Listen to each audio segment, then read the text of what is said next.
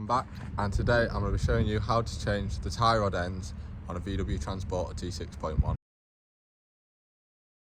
This is everything you're going to need to change the track rod ends on the van. So you need a jack stands, range of sockets, so I've got 1/2 inch and then a 1/4 inch there, and then Allen key set, spanner set. I like using these ratchet ones, just makes it a bit easier. Ball joint splitter, torque wrench, and then rubber mallet. Should be quite a simple job. Here's how it's done. Step in changing the tie rod ends is to jack the car up and get the wheels off. I've jacked both sides up just so it's evenly heighted and the van's not twisted when we're changing the tie rod ends. The reason I'm changing them on my van is that when I lowered it the other day, I noticed that they were starting to split and it's making a slight clunk when we're going over bumps. So I'm just going to put some new ones on and get it all running true. After you have changed these, you'll obviously need to get an alignment. So I've not had an alignment since fitting the suspension, as I knew I was going to need to do these as well. Now the car's jacked up, I've removed the ABS sensor and the brake line from the suspension struts just for any movement. And first thing I'm going to do is also drop the drop link bolt off, just so that this has got a bit more freeness in order to get this out, as there'll be a bit of movement when trying to split them.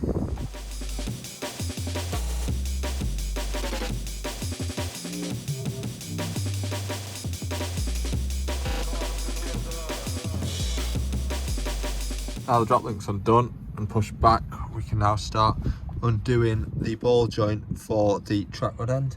So yeah, we need to put a 7mm Allen key in here and then a spanner on there and just loosen that off, and then use a ball joint splitter, just to split that there. So you can see where it's split there, so this is why we're changing it.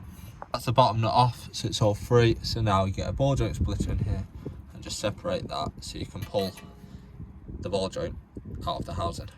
That's the ball joint out. This one came out super easy, so you can tell it's ruined.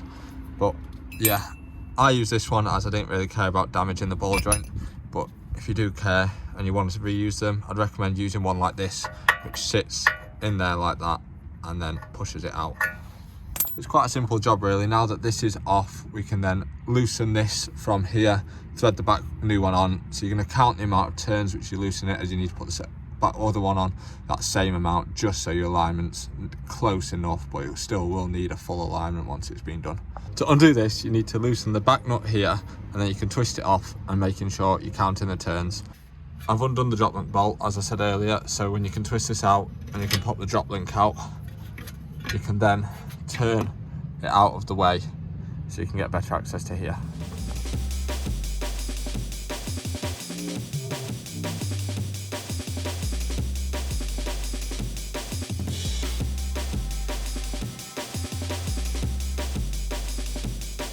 So that's the new one, all on now.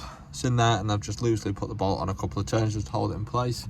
So when you loosen that nut, find it easier to keep this in here, just so it's got something to go against. And you loosen that off, and then this comes off really, really easily. And then before you put this back in here, don't forget to put your drop link back in place. Otherwise you won't be able to turn it to get the drop link back in. Probably don't need to take your drop link bolt out, but I just did it to be on the safe side. So that's the new one, all in, everything's all tightened up. The drop link bolt's all tightened up. So now it's time to get the wheel back on and then take it for an alignment. It's quite a simple job this. Seems daunting, but it's really, really simple. I haven't recorded any time lapses for the last bit because it's England and it's April and it rains. But that's everything back on, it's all torqued up. So now it's time to take the van for an alignment. So a little bit annoying, but it is my own fault. The place which I've just taken to get the van aligned, can't align it due to the height of the van. It's too low, both front and back, as they can't get the clamps over the wheels in order to align it. So we're gonna have to take it to a specialist place to get it aligned where they can do it, where it mounts to the wheel instead of the tyre. Is what it is. So yeah, we'll do that on Monday, as it's Friday afternoon and I can't imagine anywhere is going to be available to do it tonight. And that is the van now all aligned. So it was a bit of a game trying to get it aligned. Lots of places weren't fancying doing it with how low it was, but it's all done now. So if I show you the alignment sheet, you'll see how much it was out and then how it is now. So you can't adjust camber on the rear really, so that's why the camber still loads out on the back, but the toe and then the steering angle and driving position has changed loads, and that is just due to how much we've lowered the van. It threw it all out and it drives so much better. It is now all sorted. Thank you ever so much for watching this video. I hope it has helped, and if you enjoyed it, don't forget to subscribe I also have another series going on where I'm turning this into a mountain bike camper. And as you can tell behind me, it's a bit of a mess because we're using it lots. So go and check out those videos because we've done loads of work to this van to get it like this. But yeah, that's the van all done and aligned. Like the video, drop a comment and subscribe, and I'll see you next time.